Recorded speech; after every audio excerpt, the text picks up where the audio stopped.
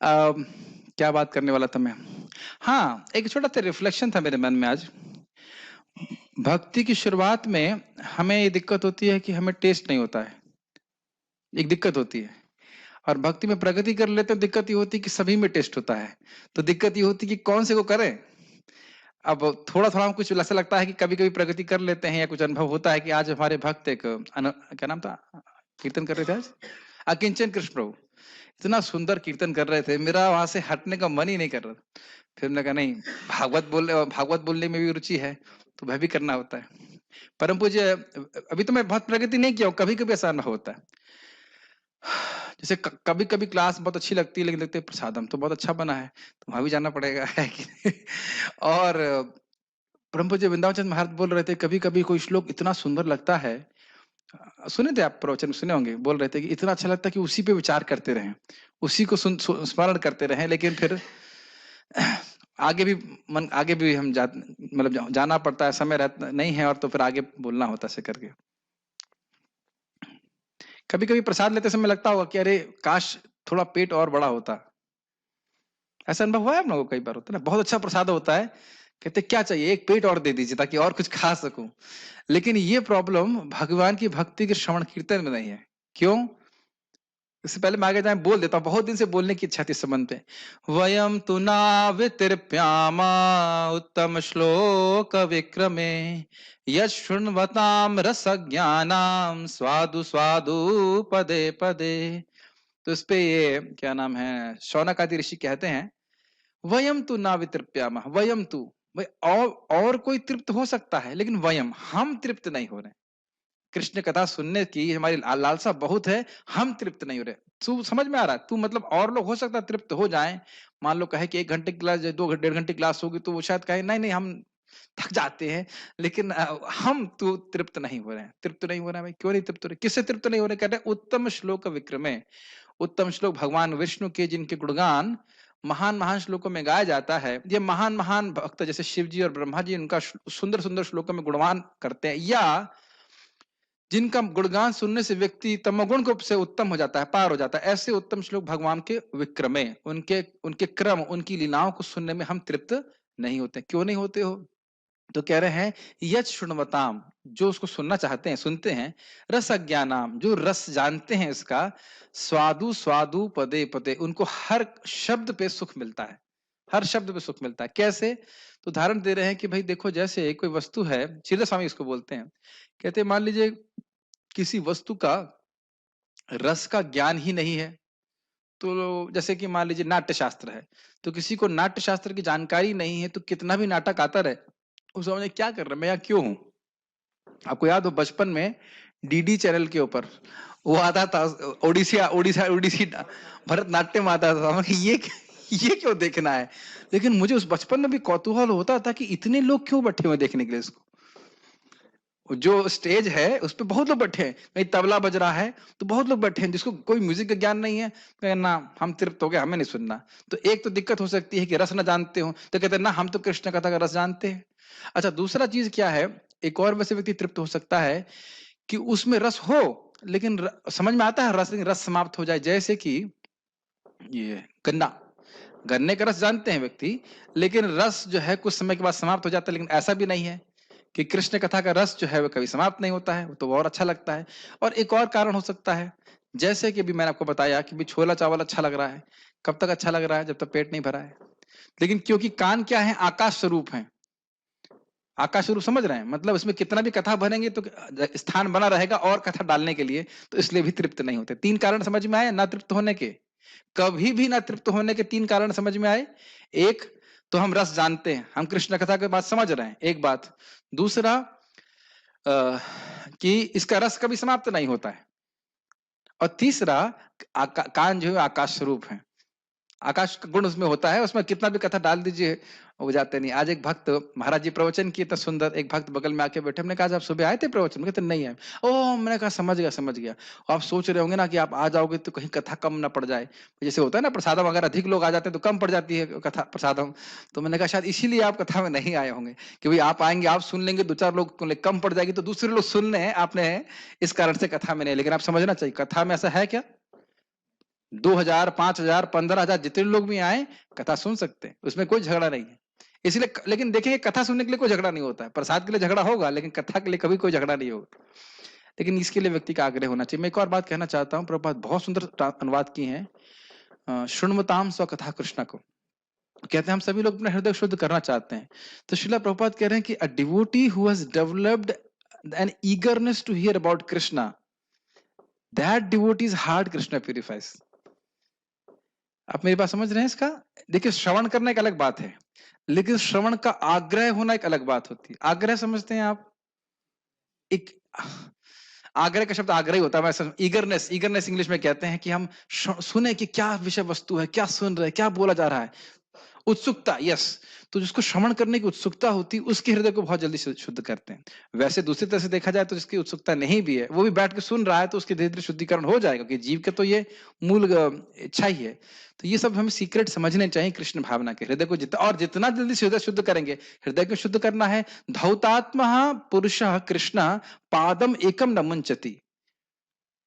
जिस प्रकार अगर हृदय व्यक्ति का धौतात्मा हृदय शुद्ध हो गया है तो कृष्ण के चरण को एक क्षण के लिए भी नहीं छोड़ सकता, कि कितने अच्छे हैं कृष्ण के चरण, इतने सुखमय हैं। ये परीक्षित महाराज का वचन है। वो क्यों बोल रहे हैं? कह रहे हैं सुखदेव गोस्वामी आप बोलते रही, मैं तृप्त नहीं हो रहा हूं, मेरा हृदय शुद्ध हो रहा है और मैं कृष्ण कथा से शुद्ध हुआ है, और कृष्ण कथा ही शुद्ध करके कृष्ण कथा में नित्य आसक्ति बना देगी। मेरी बातें समझ पा रहे हैं? ये सब बोल रहा हूं क्योंकि मन में था ये सब बोलने के लिए। अभी हम महाप्रभु की लीला को सुनना चाहते हैं। बार बार म्यूट के वचन आ रहे हैं, क्यों आ रहे हैं म्यूट? मैं भी म्यूट हो जाऊं क्या? ओके, मेरे ख्याल से म्यूटेड है एवरीबॉडी, जस्ट चेक कि कोई म्यूटेड नहीं। मैं तो सब म्यूट ऑल किया हुआ। ठीक है, आगे पढ़ते हैं। ओके, श्री भगवान की लीलाओं का दिव्य संबंध, ब्रह्म की अनुभूति, ये महाप्रभु के वचन है, प्रकाशानंद सरस्वती को बोल रहे हैं। तो उनका प्रश्न था कि आप वेदांत सूत्र क्यों नहीं पढ़ते और आप कीर्तन ही क्यों करते हो? श्री भगवान की लीलाओं का दिव्य संबंध ब्रह्म की अनुभूति या परमेश्वर से तदाकार होने की अनुभूति से भी अधिक आनंद का स्रोत है। यदि ऐसा न होता तो ब्रह्म के दिव्य आनंद में जो पहले से स्थित हैं, वे श्री भगवान की लीलाओं के दिव्य आनंद के द्वारा आकृष्ट न हुए होते। इसको समझने का प्रयास कीजिए। देखिए, ब्रह्म की अनुभूति क्या अनुभूति है? मैं ये शरीर नहीं हूं, इस जगत के जो दुख हैं उससे मुक्ति हो जाना। ठीक है ना? न शोचती न कांक्षती। अच्छा, परमात्मा की अनुभूति भी भगवान के विष्णु स्वरूप की अनुभूति है, लेकिन प्लीज बहुत ध्यानपूर्वक सुनिए, उसमें जीव का भगवान के प्रति सेवा भावना नहीं होती है, और सेवा भावना के द्वारा ही जीव को कृष्ण से प्राप्त सुख का अनुभव हो पाता है। मैं बहुत एक एक शब्द को वेट करके बोल रहा हूं, ये बहुत गंभीर बात है, क्योंकि मन में आपके डाउट आएगा कि भाई विष्णु भगवान हृदय में है और विष्णु और भगवान कृष्ण में कोई अंतर नहीं है। भगवान विष्णु परमात्मा के रूप में, जो व्यक्ति भगवान को विष्णु को भी परमात्मा के रूप में देख रहा है, वो केवल उनको देख रहा है शांत भाव से, लेकिन उनके प्रति सेवा की भावना नहीं है। जो वैकुंठ के पार्षदों को भगवान विष्णु की सेवा करने की से सुख मिलता है, उनकी सेवा भावना है कि मेरे स्वामी हैं, मैं इनकी सेवा करूंगा, वह सुख परमात्मावादी को नहीं प्राप्त होता है। क्या ये बात समझ में आ रही है आपको? ये बहुत गूढ़ बात है। क्यों नहीं होता है? क्योंकि सेवा भावना नहीं है, वो खाली परमात्मा को देख रहा है, और कहीं कहीं उसकी एक की भावना भी रहता है कि मैं ही यही भगवान हूं, इसमें मिल जाऊं, ये भावना भी रहती कहीं कहीं। लेकिन जो व्यक्ति परमात्मा को देख रहा है, सेवा भावना डायरेक्ट उसकी भावना सेवा की नहीं है कि मैं इनकी सेवा करूंगा। क्या ये बात समझ में आ रही है? लेकिन चाहे वैकुंठ का पार्षद हो चाहे गोलोक का पार्षद हो, उसमें थोड़ा अंतर हो सकता है हल्का फुल्का, लेकिन सेवा की भावना दोनों के अंदर है। चाहे वो ऐश्वर्य भाव में भगवान विष्णु की सेवा कर रहा है, या माधुर्य भाव में या आत्मीयता से गोलोक के कृष्ण स्वयं रूप कृष्ण की सेवा कर रहा है, लेकिन दोनों में सेवा भावना है। सेवा भावना समझते हैं? कृष्ण को सुखी करने की, सेवा करने की इच्छा, तत् सुख सुखित्वम, ये सब बातें याद आ रही हैं? जब सेवा की भावना होती है, और वो सेवा भाव की भावना का आधार क्या है? एक भक्त का विशिष्ट रस, दास्य, साख्य, वात्सल्य और माधुर्य, चार होते हैं ना मुख्य। तो इन भावनाओं में जब हम कृष्ण, इन भावना इनमें से एक सेलेक्ट कर लीजिए, और इस भावना से युक्त होकर जब कृष्ण की सेवा करता है, तब उसको अनंत सुख प्राप्त होता है। तो ये समझ में आ रहा होगा कि ब्रह्म सुख से श्रेष्ठ परमात्मा का सुख, और उससे कोटि गुना श्रेष्ठ है भगवान की भक्ति का सुख। उदाहरण दिया जाता है कि अगर ब्रह्म सुख जो है वो एक बूंद के बराबर है, एक गिलास पानी के बराबर है, तो भक्ति का सुख एक सागर के समान है। जो ब्रह्म सुख या मुक्ति को सुख को कोटि परार्ध, परार्ध का मतलब होता है ब्रह्मा जी की परम आयु का आधा, तो मतलब कोटि कोटि परार्ध गुना भी आप बढ़ा दीजिए तो भी वह भक्ति के सुख के बराबर नहीं है। आप समझ सकते हैं हमारा भाग्य कितना उज्जवल है। कितने लोग ब्रह्म अनुभूति करना चाहते हैं? नहीं, हम सभी लोगों का टारगेट क्या है? भगवत अनुभूति, चाहे कितना हो समय लगे उसमें। हम लोग कल्पना भी नहीं कर सकते कि भक्त का भाग्य कितना उज्जवल है। अब मैं समझ सकता हूं कि आप समझ पा रहे होंगे। और उसका कारण क्या कह रहे हैं कि प्रमाण क्या है कि जो श्रेष्ठ आध्यात्मवादी हैं, ब्रह्मानुभूति जिनको प्राप्त है, वह भी भगवान कृष्ण की लीलाओं के प्रति आकृष्ट होते हैं। और उदाहरण है चार कुमार, उदाहरण है सुखदेव गोस्वामी। ठीक है, इन सब का, इनके सबके श्लोक कोट किए जाते हैं चैतन्य चरितामृत में। जब आप पढ़ेंगे उसको तो आप देखेंगे कि जब ये बात बोली गई तो उसके प्रमाण में भागवतम से 2-3 श्लोक, 3-4 श्लोक ऐसे रखे जाते हैं। तो उसको हम जब बढ़ाएंगे वहां पे पढ़ेंगे तो फिर हम उसको देखते हुए चलेंगे। अभी तो हम एसेंस में समझ पा रहे हैं इस बात को। इसके बाद महाप्रभु के भक्तों ने एक बहुत ही बड़ी सभा का आयोजन किया जिसमें सभी स्थानीय सन्यासियों को आमंत्रित किया गया और महाप्रभु तथा श्रील प्रकाशानंद सरस्वती भी इसमें सम्मिलित थे। इस सभा में, एक मिनट, इससे पहले भगवान किसकी किसकी बात कर रहे थे? क्षमा कीजिएगा, मैं थोड़ा मिस्टेक कर गया। ये महाप्रभु जो भी हमने चर्चा करी, ये महाप्रभु उस महाराष्ट्रियन ब्राह्मण को बता रहे थे। अभी प्रकाशानंद सरस्वती के पास आए नहीं, मैं थोड़ा सा मिस्टेक कर दिया। अब उस महाराष्ट्र वो बोल रहे थे, वो बात कर रहे थे महाराष्ट्र ब्राह्मण की। उसने चैतन्य चैतन्य 3 बार बोला और कृष्ण नाम क्यों नहीं बोला? तो उन्हें बोला वो कृष्ण के प्रति अपराधी हैं। फिर उन्हें कृष्ण की भक्ति की सर्वोत्कृष्टता को समझाया। अब महाप्रभु को वो महाराष्ट्र ब्राह्मण जिसको महाप्रभु ने बताया था भगवान की भक्ति के बारे में, वह सन्यासी को इन्वाइट कर रहा है और महाप्रभु को इन्वाइट कर रहा है। तो अब महाप्रभु से मिलेंगे। श्रील प्रकाशानंद सरस्वती भी इसमें सम्मिलित थे। इस सभा में दोनों विद्वानों श्री महाप्रभु तथा श्रील प्रकाशानंद के बीच संकीर्तन आंदोलन के आध्यात्मिक महत्व पर लंबा शास्त्रार्थ चला, जिसका सारांश नीचे दिया जा रहा है। इससे पहले कि हम इस सारांश को देखें, मैं थोड़ा बताना चाहता हूँ महाप्रभु आए कैसे। महाप्रभु आए और जहां पे लोगों के पांव धुले जाते हैं वहां जाकर के वो बैठ गए। देखिए महाप्रभु अपने आप को कितना नम्र प्रस्तुत कर रहे हैं। और महाप्रभु ने अपना दिव्य ब्रह्म तेज प्रकाशित किया। और आप जानते हो कि जो मायावादी सन्यासी हैं ये ब्रह्म के प्रति, ब्रह्म तेज के प्रति बड़े आकर्षित होते हैं। तो हम आश्चर्यचकित हो गए कि इतना तेजस्वी सन्यासी और इतने यंग और उसके ऊपर भी इतने नम्र, बड़े आकर्षित हुए। तो कहते श्रीपाद, वहां पे वो बड़े स्टाइल से बोलते, गोसाई है श्रीपाद ऐसे बोलते। बंगाली बहुत सुंदर है उसकी, जब हम पढ़ेंगे तो आपको बहुत अच्छा लगेगा। श्रीपाद आप वहां क्यों बैठे हैं? आप हमारे साथ आइए, यहाँ बैठिए, ऊंचे स्थान पे बैठिए। प्रभुपाद आप बोलते भी ये सन्यासियों को ऊंचे स्थान में बैठने की बड़ी इच्छा होती थी कि हम बड़े गर्व में, हम बड़े श्रेष्ठ हैं, ऐसे करके वैसे। लेकिन महाप्रभु का नहीं नहीं, मैं तो हीन, मतलब निम्न संप्रदाय से हूँ, मेरा तो यहीं बैठना उचित है। तो नहीं, फिर अपने हाथ पकड़ के महाप्रभु का वो लेकर के आते हैं अपने पास में। फिर वहां पे बातचीत शुरू होती है। बहुत सुंदर है कि कीर्तन करना अच्छा है, बोलने मात्र से महाप्रभु का स्मरण होता है। महाप्रभु हाथ पैर धुलने वाले स्थान में बैठे हुए हैं, फिर उनको हाथ से लेकर के लेके आ रहे हैं। बहुत सुंदर है। और प्रभुपाद जी ने बहुत सुंदर सुंदर पुस्तक मुझे ना से फोटो में बनवाई हैं, तो उसको आप देख करके महाप्रभु की लीला का स्मरण कर सकते हैं। महान मायावादी सन्यासी श्रीला प्रकाशानंद ने महाप्रभु से पूछा कि आप वेदांत सूत्र के अध्ययन की अपेक्षा संकीर्तन आंदोलन को प्राथमिकता क्यों देते हैं? प्राथमिकता का मतलब होता है इंपॉर्टेंस। श्रील प्रकाशानंद ने कहा, और एक मिनट समझना चाहिए इस बात को, क्यों कह रहे हैं ऐसा? क्योंकि वो जानते हैं कि निमाई पंडित के रूप में बहुत बड़े विद्वान थे। तो आपने वेदाभ्यास या वेदांत का अभ्यास छोड़ करके ये भावुकता वाली कार्य करना क्यों शुरू कर दिया? ये उसका ओपिनियन था, ये उनका मत था प्रकाशानंद सरस्वती का कि आप तो इतने बड़े, हम जानते हैं कि आप बहुत बड़े पंडित रह चुके हैं, तो वह छोड़ करके यह अब भावुक लोगों की तरह कीर्तन में गाना क्यों शुरू कर दिया? इसे सिद्धांत नहीं है, संकीर्तन सबसे सर्वश्रेष्ठ साधन है, लेकिन ये उनका विचार था। ये पूछेंगे। श्रील प्रकाशानंद ने कहा कि सन्यासी का धर्म वेदांत सूत्र का अध्ययन करना है, तो फिर श्री भगवान संकीर्तन में क्यों लगे हुए? स्पष्ट है। ऐसा पूछे जाने पर महाप्रभु ने इसका उत्तर अत्यंत विनीत भाव से दिया। वेदांत का अध्ययन करने के बदले मैं संकीर्तन आंदोलन में इसलिए लगा हूं क्योंकि मैं मंदबुद्धि हूं। जो व्यक्ति कहता है भगवत गीता में वेदा हम समतीतानि वर्तमानानि चार्जुना भविष्यानि च भूतानि माम तो वेद न कश्चन। इसका श्लोक अर्थ समझते हैं? वेदा हम समतीतानि, अतीत में जो कुछ होता है मैं जानता हूं। वर्तमानी चार्जुना, जो इस समय हो रहा है वो मैं जानता हूं। और भविष्याणि च भूतानि, सब कुछ जो हो चुका है, जब भविष्य में होने वाला है, जो कुछ हुआ है, सब जानता हूं मैं, परंतु मुझे कोई नहीं जानता। वो यहाँ पे क्या कह रहे हैं? मैं मंदबुद्धि हूँ। मंदबुद्धि हूँ मतलब हम लोगों को वह हमारा प्रतिनिधित्व कर रहे हैं और ये भी कह रहे हैं कि तुम भी मंदबुद्धि हो। समझ रहे हैं? महाप्रभु के सामने ऐसे निमाई पंडित कोई ठहरने वाला नहीं था शास्त्र में। तो वो अपने वो ये महाप्रभु कहने का मतलब है कि हम सब कलयुग के जितने लोग हैं सब मंदबुद्धि हैं। ठीक है?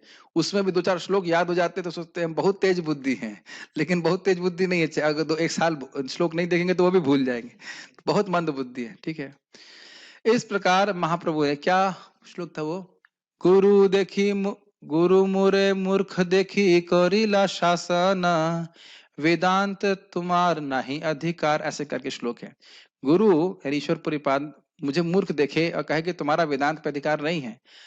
कृष्ण मंत्र जपो ए सर्व मंत्र सार, इस कृष्ण मंत्र को जपो, महामंत्र को जपो, यही सारे मंत्रों का सार है। ऐसे करके महाप्रभु ने बोला कि इस प्रकार से गुरुजी ने मेरे को आज्ञा दी है। इस प्रकार महाप्रभु ने आपको अपने आप को इस युग के उन असंख्य मूर्खों में से एक बताया जो वेदांत दर्शन का अध्ययन कर सकने में सर्वथा अक्षम है। क्लियर समझ में आ रहा है? वो महाप्रभु मूर्ख नहीं है, लेकिन वो दिखा रहा है कि इस समय की जनता वेदांत को पढ़ने का अधिकारी नहीं है, उसके लिए अच्छा है वो हरे कृष्ण मंत्र करे। लेकिन वो ये नहीं कह रहे हैं कि कोई लीला नहीं सुनना है, कि आप चैतन्य चरितामृत नहीं सुनना है, भागवत नहीं सुनना है, ऐसा नहीं बोल रहे हैं। लेकिन स्पेशली भक्तों के संग में आकर के शास्त्र अध्ययन करना क्या मतलब है? कुछ मतलब नहीं है। मूर्खों द्वारा वेदांत के अध्ययन से समाज में इतनी उथल पुथल मची हुई है। ये लाइन समझ में आ रही है आप लोग को स्पष्ट रूप से? मूर्खों के मतलब क्या है? भगवत गीता में मूर्खों की डेफिनेशन, अवजानन्ति माम मूढ़ा मानुष्यम तनुमाश्रितम परम भावम अजानन्तो मम भूत महेश्वरम। देखिए भगवत गीता बहुत सुंदर है। एक बात समझ में आती, कौन मूर्ख है? जिसके फिजिक्स में कम नंबर आए वो मूर्ख है, केमिस्ट्री में कम आए तो ना। जो केमिस्ट्री में नंबर 1 है लेकिन ये कह रहा है कि अवजानन्ति माम मूढ़ा मानुष्यम तनुमाश्रितम, जो भगवान को नहीं जानता है और कह रहा है कि भगवान मनुष्य का शरीर लेकर के आए हैं, वो केमिस्ट्री को टॉपर होकर भी क्या है? मूढ़ा, मूर्ख है।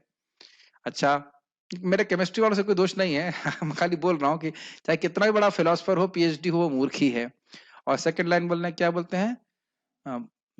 मानुषम तनुमाश्रितम, हाँ, परम भावम अजानंतो मम भूत महेश्वर, मैं सभी भूतों का, भूत का मतलब जितने भी जगत के तत्व हैं और जीवों का, मैं ही ईश्वर हूं, ये इस परम भाव को वो नहीं जानते।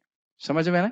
तो इस प्रकार का मूर्ख वेदांत का अध्ययन करके क्या बोलते हैं? ईश्वर निराकार है और इसी कारण से समाज में उथल पुथल मची हुई है। तो महाप्रभु ने कहा ऐसे मूर्खों के द्वारा वेदांत का अध्ययन करने की कोई आवश्यकता नहीं है। और ये भी कह सकते हैं कटाक्ष में कि आप भी मूर्ख हैं और आपके जो 80,000 सन्यासी शिष्य हैं वह भी मूर्ख हैं, क्योंकि ईश्वर की हर जगह धारणा है कि भगवान साकार हैं और आप निराकार निराकार चिल्ला रहे। महाप्रभु ने आगे कहा, चूंकि मैं मंदबुद्धि हूं अतएव मेरे गुरु ने मुझे मना किया कि मैं वेदांत के साथ खिलवाड़ ना करूं। समझ में आई बात? नहीं समझ आई? इस पे एक भक्त बहुत अच्छा बोल रहे थे, वेद भगवान, भगवान का स्वरूप है ना, वेद भगवान उससे बहुत डरते हैं जो ठीक से वेदों की व्याख्या नहीं करता। समझ आई? बहुत सुंदर कमेंट है, बहुत ही अच्छा कमेंट है कि वेद भगवान उस व्यक्ति से बहुत डरते हैं जिसने ठीक ठीक अध्ययन नहीं किया है। कहते हैं ये तो मुझे मार देगा। समझ रहे मेरी बात? मैं बोल रहा हूं पानी लाओ, वेद बोल रहा है पानी पियो, वो कहेगा नहीं दूध पियो, या कहेगा जहर पियो। वेद पानी पीने की क्या जरूरत है? जैसे कि भगवान गीता में बोले है ना कि सारे धर्मों को छोड़ के मेरी शरण में आओ। जो मूर्खों ने गीता पढ़ी उन्होंने क्या बोला? अपने अपनी बुद्धि से क्या बोला? ना कृष्ण की शरण में मत जाओ, ब्रह्म की शरण में जाओ। तो भगवान भी ऐसे लोगों से डरते हैं भाई कि ये क्या क्या क्या बोल रहा है, अपना तो गड़बड़ जा रहा है, मेरे 2-4 बच्चों को और मार देगा ये। समझ रहे ना? मतलब एक विनोद में बोल रहा हूँ। भगवान भर्त्सना करते हैं कि इस प्रकार से मेरे को तो काट छाट देगा, मैं खत्म कर देगा इस प्रकार से। मेरे को मतलब मेरे सिद्धांत को, भगवान को कोई नहीं खत्म कर सकता। तो उन्होंने कहा कि अच्छा यह होगा कि मैं श्री भगवान के पवित्र नाम का कीर्तन करूं, क्योंकि इससे मैं भव बंधन से मुक्त हो सकूंगा। और ये भगवान का कीर्तन बहुत सुंदर बात है, बहुत अच्छी चीज है। क्यों? कथम अपि सकृदातम मुक्तिदम प्राणी नाम यत, किसी भी प्रकार से नामोच्चारण कर दे, चाहे वो एकदम एक अव्वल नंबर का गधा हो, लेकिन सबसे सबसे बुद्धिमान व्यक्ति है अगर वो हरे कृष्ण मंत्र जप करता। आज मैं देख रहा था जो कीर्तन हो रहा था, बहुत सुंदर कीर्तन हो रहा था, और पीछे की तरफ जहाँ पे डोनेशन काउंटर हमारे रहते हैं, एक बहुत छोटा बच्चा बैठा हुआ था। उसने आंखें बंद की हुई थी और वह भी ट्यून फॉलो करने का प्रयास कर रहा था, हरे कृष्णा ऐसे गा रहा था वो। अब बताओ बच्चों को क्या सिद्धांत पता है? कुछ भी सिद्धांत पता नहीं है। लेकिन कीर्तन में नाचना, जो लाभ महाप्रभु के पार्षदों को प्राप्त हो रहा है, वो एक छोटे बच्चे को प्राप्त हो रहा है। भगवान के सामने नाचना, गाना, कीर्तन करना, तो भक्ति तो वही है ना। तो प्रभुपाद यही बात बोल रहे हैं कि मूर्ख व्यक्ति भी है, कम से कम वो सही रास्ते पे है, रास्ता गलत नहीं है और सही प्रोसेस में भी है, बिल्कुल सही चल रहा है। आगे जाकर के वो समझ में आ जाएगा सारा कुछ। Make sense to you? तो कीर्तन करना श्रेष्ठ है। क्यों? क्योंकि कीर्तन करने से हृदय शुद्ध होगा, तब उसको समझ में आएगा कि भगवान की भक्ति करना ही सर्वश्रेष्ठ कार्य जीव के लिए। ठीक है। अच्छा, इस कलयुग में श्री भगवान के पवित्र नाम के उच्चारण द्वारा श्री भगवान की महिमा के गायन के अतिरिक्त अन्य कोई धर्म नहीं है। यही समस्त प्रामाणिक शास्त्रों का आदेश है। मेरे गुरु ने तो मुझे एक ही श्लोक जो वृहद नारदीय पुराण का है बताया है। तो कह रहे मैं ज्यादा श्लोक नहीं सीख सकता, यही सीखता हूं। इसमें थोड़ी सी मैं स्पेलिंग मिस्टेक ठीक नहीं कर पाया। हरेर है, रा हट जा रहा है। हरेर नाम, हरेर नाम, हरेर नामेव केवलम, कलौ नास्तेव नास्ते एव, नास्तेव गतिर अन्यथा। मैं एडिटर्स पे निर्भर करता हूँ कि वह स्पेलिंग मिस्टेक को ठीक करके मुझे दिया करें। ठीक है, editors in charge, they are taking 2 times prasad, I am not doing any service. ठीक है, क्योंकि ये श्लोक दिख रहा है जिन लोगों को, तो वो हरे नाम कर देंगे। हरेर नाम है, हरेर नाम, हरेर नाम, जो पहला शब्द है उसमें हरेर लिखिए, हरेर नाम, हरेर नाम, हरेर नाम एव केवलम, इव नहीं, हरेर नाम एव केवलम, कलौ नास्तेव नास्तेव नास्तेव गतिरन था। भगवान श्री हरि का नाम ही, भगवान श्री हरि का नाम ही, भगवान श्री हरि का नाम ही केवल कलयुग में उपाय है, अन्यथा नास्ति एव नास्ति एव नास्ति एव, और कोई तरीका नहीं, और कोई तरीका नहीं, और कोई तरीका नहीं है, और कोई गति नहीं है। इसका अर्थ क्या है? इसका अर्थ है कर्म मार्ग गति नहीं है, ज्ञान योग गति नहीं है, और ध्यान योग, अष्टांग योग, यह भी गति नहीं प्रदान करता। गति मतलब है गंतव्य प्रताप, साधन नहीं है, ये साधन नहीं, सिद्धि नहीं प्राप्त करा पाएगा। क्या कराएगा? हरे कृष्णा कृष्णा कृष्णा हरे हरे, हरे राम राम राम हरे हरे। अब इस पर थोड़ा विचार कीजिए। ये बहुत सुंदर विचार मेरे मन में आया था कि एक जंगल में व्यक्ति फंसा हुआ है। ठीक है जी, आप भूल भुलैया समझते हैं? भूल भुलैया, भूल भुलैया में घूमते रहेंगे, घूम कहीं, उसमें बाहर निकलने का केवल एक ही रास्ता है, हरे नाम। ये जगत जो है भूल भुलैया की तरह, बिल्कुल अपना पता ही नहीं चलता बाहर कैसे निकलेंगे, कैसे। ठीक है, आप कभी भूल भुलैया में गए नहीं, इसलिए आप सोच रहे हैं ऐसा। तो भूल भुलैया में एक ही रास्ता बाहर है निकलने का, और उसी को इन मायावादी ने ब्लॉक कर दिया। तो कभी जिंदगी में बाहर निकलेगा? भगवान के शरण में जाना, भगवान का नाम उच्चारण करना, भगवान की भक्ति करने के द्वारा ही जीव इस जगत से बाहर निकल के भगवान के धाम जा सकता है। ये बात समझ में आती है? और इसी को इन्हें कट कर दिया, कहते हैं ये तो फालतू, इससे क्या होगा? अब देख रहे हैं कितना बड़ा नुकसान हो रहा है। मेरी बात समझ में आ रही है आपको? और आज मैं जब संकीर्तन उसमें खड़ा था, तब मैं सोचा था हमारा मंदिर जीवों पे कितनी बड़ी कृपा कर रहा है। मैं नहीं समझता कोई हिंदू, सब हिंदू ही यहाँ पे बैठे हैं, क्या आप लोगों ने किसी ने कल्पना करी थी कि कोई ऐसा मंदिर हो सकता है भारत में, एग्जिस्ट करता हो, जो इतना सुंदर कीर्तन, इतना सुंदर श्रृंगार, इतना सब कुछ सुंदर होता हो? हम तो, मैं तो नहीं मान सकता कि हम लोग कल्पना भी कर सकते हैं कि ऐसा मंदिर हो सकता है। आप कल्पना कर सकते थे शिवम? कभी सोचे भी थे कि ऐसा मंदिर, कभी देखे, कभी सोच भी नहीं सकते कि ऐसा मंदिर है? Doesn't it make sense? Isn't it? कल्पना भी नहीं कर सकते। और हमारे और भी इस्कॉन के सेंटर्स प्रकार से हैं, चौपाटी में जाइए या कहीं भी जाइए, तो अद्भुत है। तो ये बहुत बड़ी कृपा है जहां पे सब लोग हरि नाम को ग्रहण कर सकते हैं, ऐसा सुंदर वातावरण, ऐसा कीर्तन है।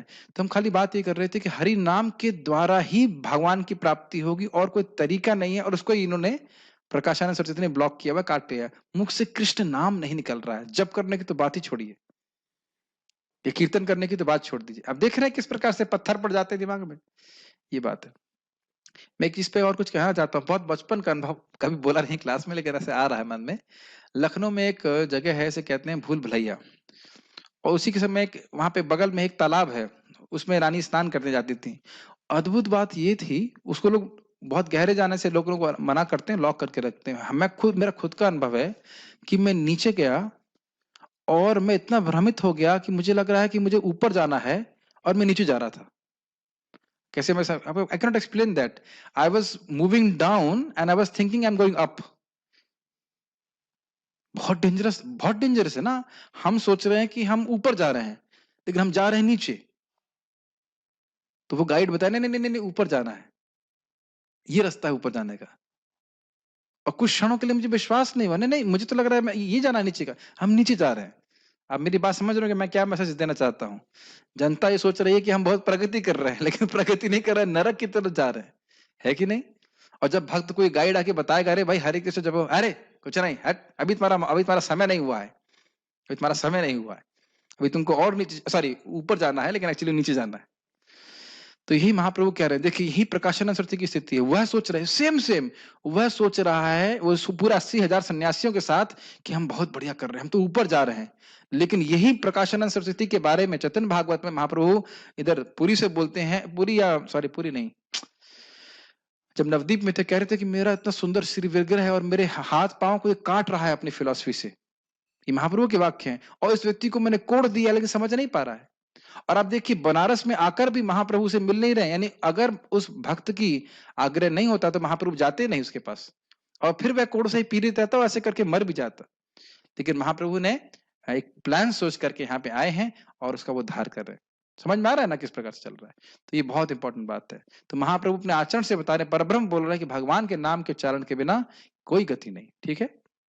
अतः मैं अपने गुरु के आदेश से भगवान श्री हरि के पवित्र नाम का कीर्तन करता हूं, और अब मैं इस पवित्र नाम के पीछे पागल रहता हूं। ये बहुत सुंदर है, बहुत सुंदर है।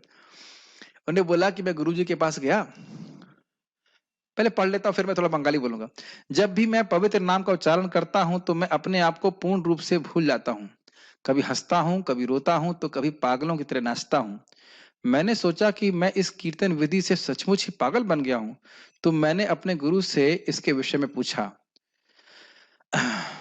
अब क्या पूछा, उन्हें बोला था, बहुत सुंदर। कहते हैं महाप्रभु, कहते हैं, किबा मंत्र दिला गोसाई किबे तार बल, किबा तार बल, जपीते जपीते मुई हईला पागल। समझ में आया बंगाली? किबा मंत्र दिला गोसाई, अरे गोसाई, हे गुरुदेव आपने क्या मंत्र दे दिया? किबा मंत्र दिला गोसाई, किबा तार बल, उसका क्या बल है समझ नहीं आ रहा हूं। जपीते जपीते मुई होइला पागल, आप समझ में आया? उसको जपते जपते मैं पागल हो गया हूं। फिर कहते हैं कभी मैं हंस रहा हूं, कभी नाच रहा हूं, मैं गा रहा हूं। तो फिर ईश्वरपुरी पाद कहते हैं, बहुत अच्छा बहुत अच्छा, यही हरे कृष्ण मंत्र का फल है। कृष्ण मंत्र, फिर ईश्वरपुरी पाद कहते हैं, कृष्ण मंत्र कृष्ण महामंत्र एत स्वभाव, जेई जप कृष्ण प्रति उपजाए भाव। ये ईश्वरपुरी पाद का वचन है कि ये कृष्ण मंत्र का स्वभाव है। जैसे जगत में हम अपना स्वभाव नहीं छोड़ पाते, ऐसे महामंत्र का भी एक स्वभाव है कि जो भी इसको जपेगा उसका कृष्ण के प्रति भाव उत्पन्न होने लगेगा। भाव का मतलब मुझे कृष्ण की सेवा करनी है, मैं कृष्ण का हूं, और इस प्रकार के भाव उत्पन्न होने लगते हैं, ठीक है। प्रभुपाद जी वहां बोलते हैं कि गुरु इस बात से संतुष्ट नहीं होता है कि शिष्य बहुत पैसे लेके आ रहा है, वो संतुष्ट होते हैं कि जब देखते हैं कि शिष्य में भगवत प्रेम के लक्षण उत्पन्न हो रहे हैं। श्रील प्रभुपाद जी से पूछा गया एक बार कि आप कैसे प्रसन्न होंगे, तो प्रभुपाद जी अलग अलग जगह अलग अलग वस्तुएं बोले हैं, बातें बोले हैं। तो कहीं कहीं बोले हैं पुस्तक वितरण करो, कहीं ये करो, लेकिन एक जगह प्रभुपाद ने कहा कि जब आप कृष्ण प्रेम को प्राप्त करोगे तब मैं बहुत प्रसन्न होऊंगा। समझ रहे? That is how a spiritual master, true spiritual master is pleased.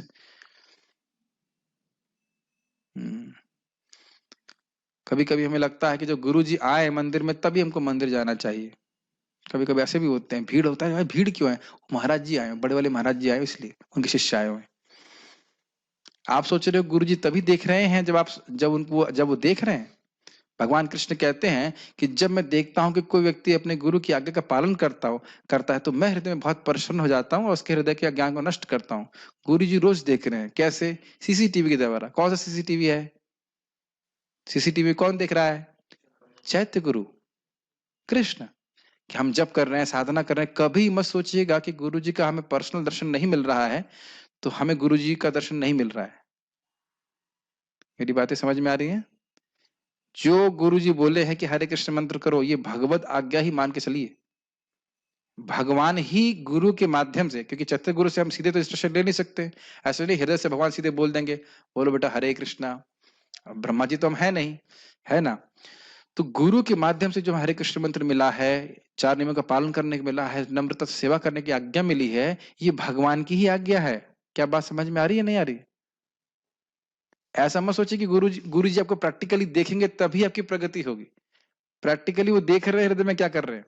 कौन देख रहा है? भगवान, चाहते गुरु के रूप में देख रहे हैं। Does it make sense? हमेशा देखे जा रहे हैं।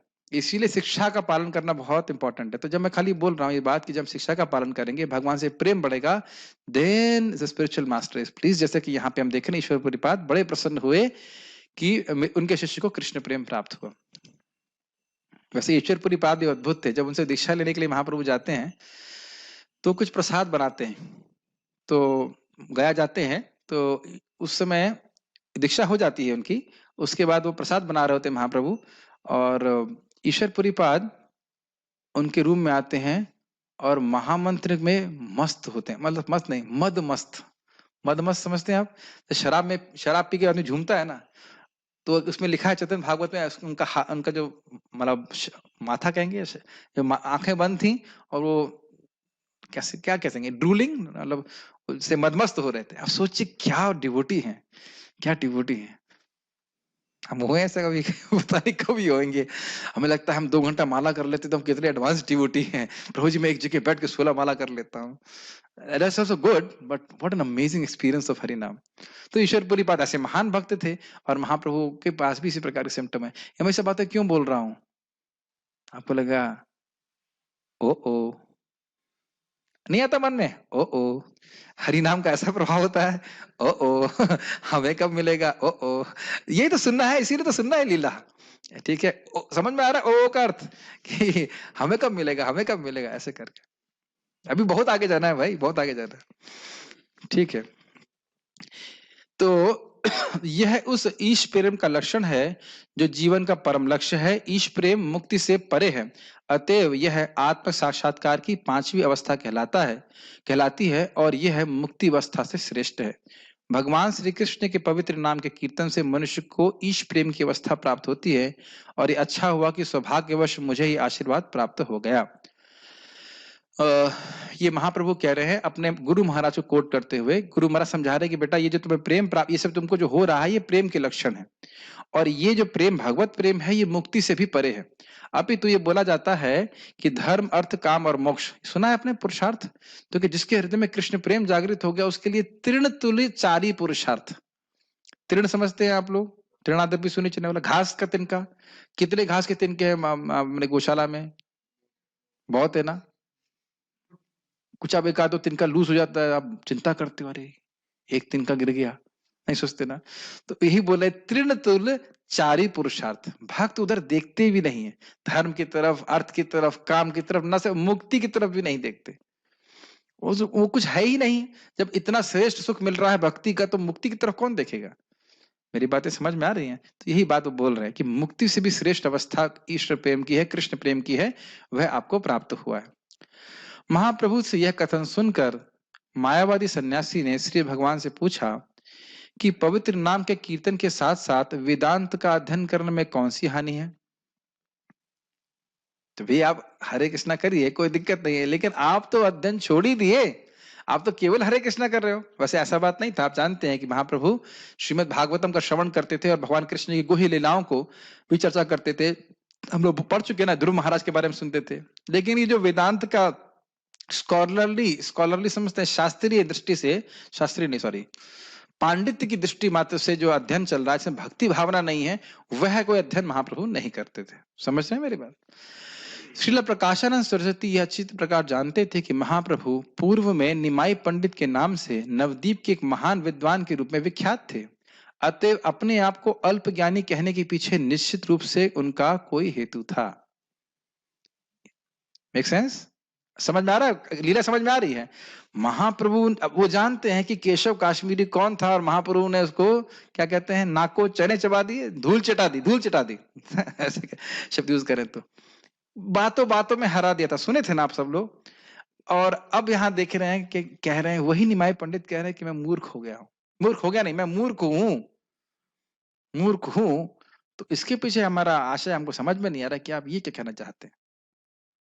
ठीक है, रहस्य तो होगा कुछ उसके पीछे। सन्यासी से यह प्रश्न सुनकर महाप्रभु हंसे और बोले, प्रिय महाशय, यदि आप अन्यथा ना लें तो मैं आपके प्रश्न का उत्तर दूं।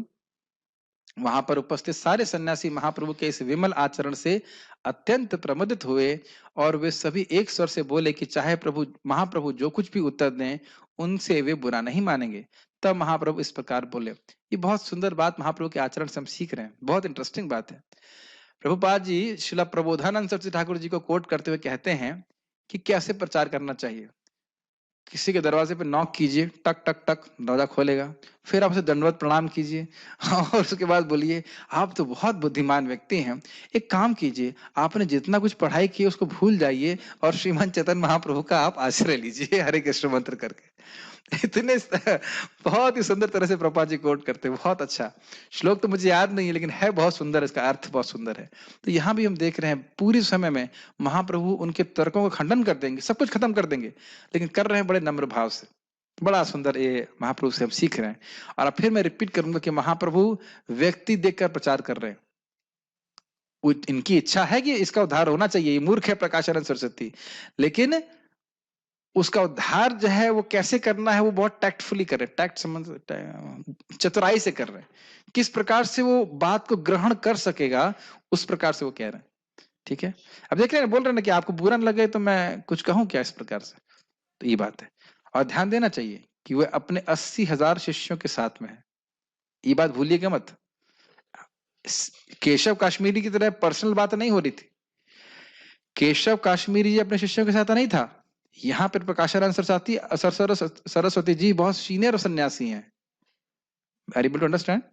ये बहुत जूनियर सन्यासी हैं, इतना तो समझ में आ रहा है। और वहां पे उस समय और एटिकेट फॉलो होता है, तो और अब वो भी 80,000 शिष्यों के साथ में है, उनसे कुछ बोल रहे हैं और हो सकता है कि वो ये बात स्थापित हो जाए कि आप बिल्कुल गलत बोल रहे हो। महाप्रभु के द्वारा प्रकाशानंद सरस्वती की जो गलती है प्रकाशित हो जाए, तो इसीलिए पहले से बोल रहे हैं कि कुछ आपको बुरा लग सकता है, मैं बोलूंगा, मुझे संकोच हो रहा है बोलने में। Make sense? ऐसे तो सीनियर अगर किसी को भक्त को बोलना हो तो मैं से बोलना होता है, प्रभु जी मेरे को, मैं तो बहुत छोटा हूँ, मैं संकोच कर रहा हूँ, लेकिन आप अगर आप अलाउ करें तो मैं कुछ बोलूं, है कि नहीं? इस प्रकार से एटिकेट देख रहे हैं। वेदांत सूत्र दिव्य शब्दों से अर्थात दिव्य परमेश्वर द्वारा उच्चारित ध्वनियों से युक्त है।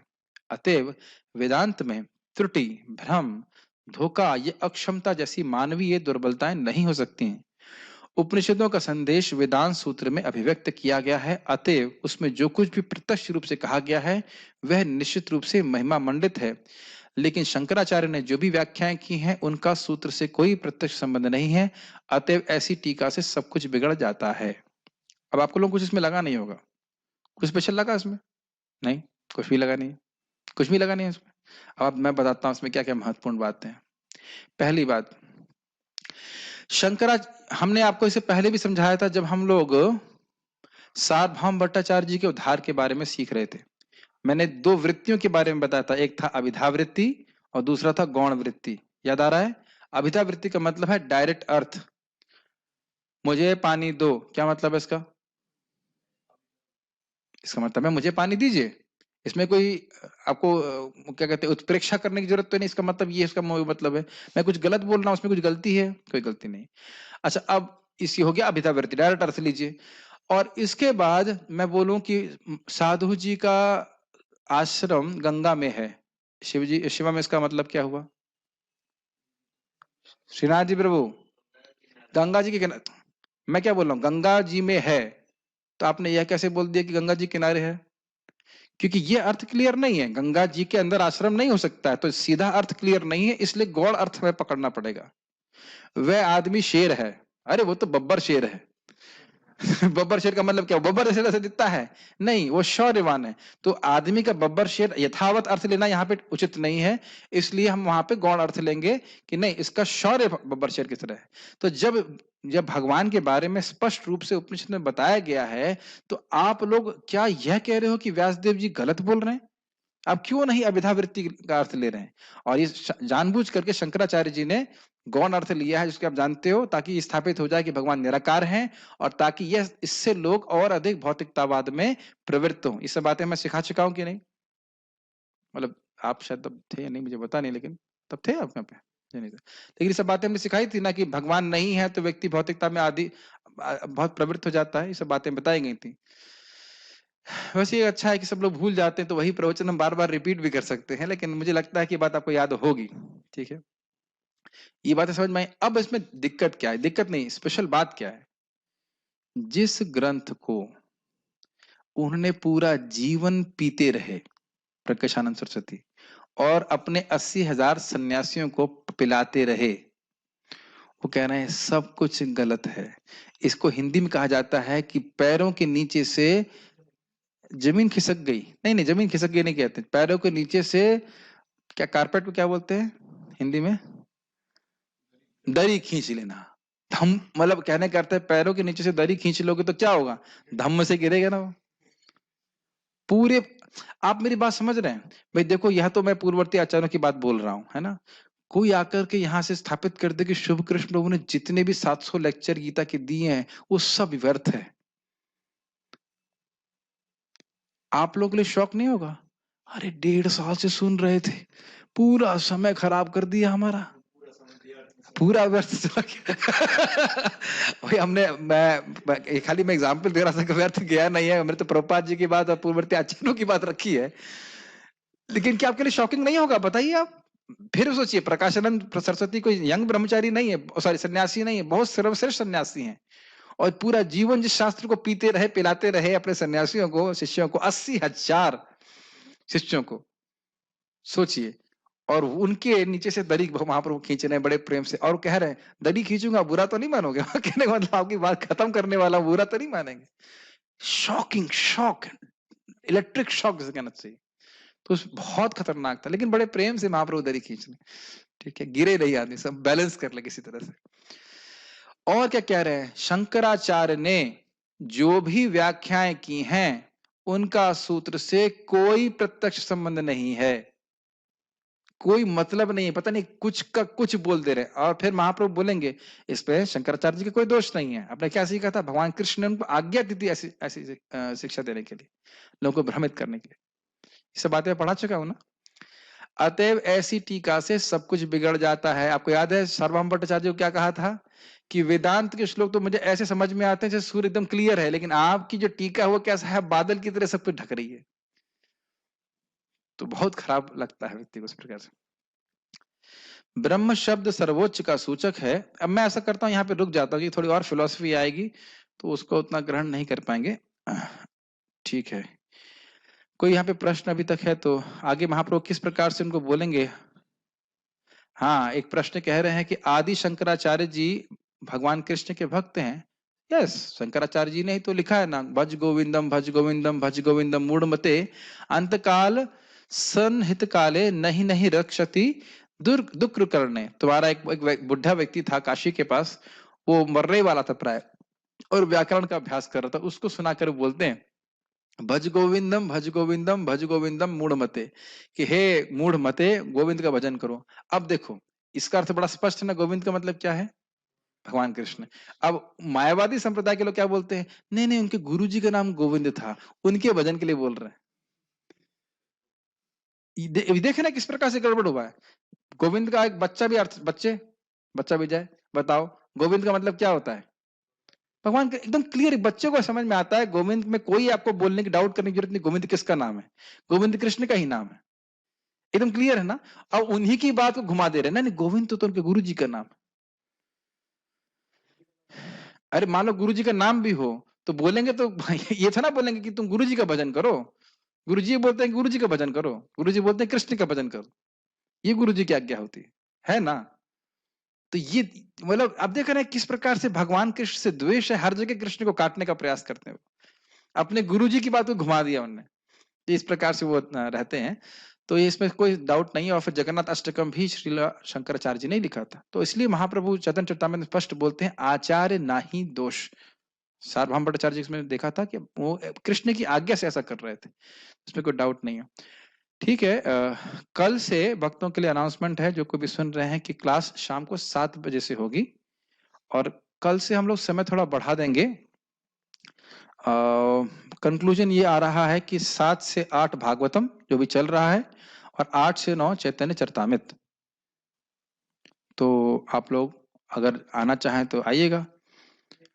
हाँ, क्योंकि सुबह मुझे लगता है कि शायद संभव नहीं होगा हमारे लिए रोज कर पाना, मंदिर में भी क्लास होता है, सब कुछ होता है। तो ये कंक्लूजन हमें समझ में आ रहा है। और कहेंगे प्रभु जी 2 घंटा कैसे पढ़ेंगे? तो बच्चों को क्यों पढ़वा रहे हो 8 घंटा? छोटे बच्चों पे इतना अत्याचार, 5-10 किलो का बैग भेज करके लटका करके भेज देते हैं 7 घंटे पढ़ाने के लिए, और नहीं पढ़ता तो छड़ी भी मारते हैं। तो हाँ, यहाँ तो छड़ी नहीं मारी जा रही है, केवल 2 घंटा बोलने के लिए बोल रहे हैं। और जितना समय हम हरि कथा हरि नाम में लगा रहे हैं, हमारा शाश्वत जीवन जागृत हो रहा है, हमारा हृदय शुद्ध हो रहा है। तो एक तपस्या कहिए या कुछ भी कहिए, और एक बात ध्यान रखिएगा कि तपस्या करने की आदत बन जाती है। मैं देख रहा हूँ कि लोग शाम को भी जप करने के लिए आ रहे हैं। ऐसे लगता है कि 16 माला हो गया, अब हम पहाड़ पे चढ़ गए, अब कल चढ़ेंगे। है कि नहीं? लेकिन हम देख रहे हैं कि शाम को भी लोग 5 बजे आ जाते हैं चढ़ने के लिए, क्योंकि देख रहे हैं अरे अरे ये लोग तो आगे निकल रहे हैं। ये लोग तो आगे निकल रहे हैं, तो अन्य लोग भी आ रहे हैं। तो इस प्रकार से जो भी आना चाहते हैं वो आ सकते हैं। चैतन्य महाप्रभु की लीलाओं को मैं तृप्त नहीं हो रहा हूँ, वयम तु न वितृप्यामि, क्योंकि बहुत सारी बातें श्लोकों में जो रखी गई हैं वो आपके सामने प्रस्तुत नहीं कर पा रहे हैं। तो उसको हम धीरे धीरे करके करेंगे। मैं चाहता हूँ कि इससे पहले कोई मरे, कम से कम चैतन्य चरितामृत एक बार श्रवण तो कर ले। पढ़ेगा कि नहीं पढ़ेगा मुझे नहीं पता, लेकिन अभी इतने लोग नहीं लग रहे हैं कि जल्दी मरने वाले हैं। तो मुझे लगता है 2-3 साल में चैतन्य चरितामृत भी हो ही जाएगी। तो इस प्रकार से गीता हो ही गई भगवान की कृपा से। तो सभी लोग आमंत्रित हैं, हम लोग कल से 7 से 9 पढ़ेंगे। कोई इसमें वो नहीं है जो थक जाए, वो हमारे जो सामने जो भक्त बैठे हैं, वो गद्दियां रखी गई हैं, आप लेट जाना उसका सो जाना। और अगर जो लोग अपने जूम पे हैं उनको नींद आ रही है तो वीडियो ऑफ करके सो जाना, लेकिन हम लोग 2 घंटा करने वाले हैं। ठीक है? श्रील प्रभुपाद की जय, श्रीमन चैतन्य महाप्रभु की जय, ताई गौर प्रेमानंदे, हरि बोल।